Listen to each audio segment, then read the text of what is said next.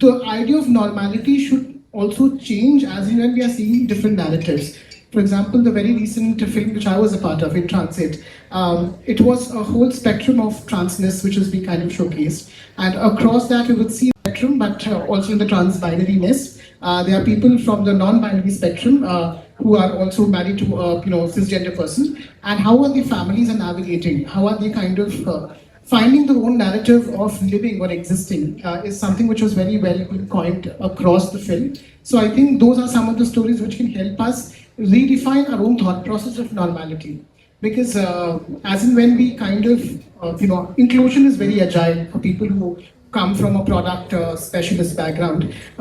We can't work on a very waterfall level of understanding that, okay, inclusion should be you do this thing and you'll get an inclusion. If you are doing the same kind of steps again and again, somewhere or the other way, you are leaving people from the bisexuality spectrum or bi plus spectrum, or people from the non-binary spectrum, or people from other spectrums.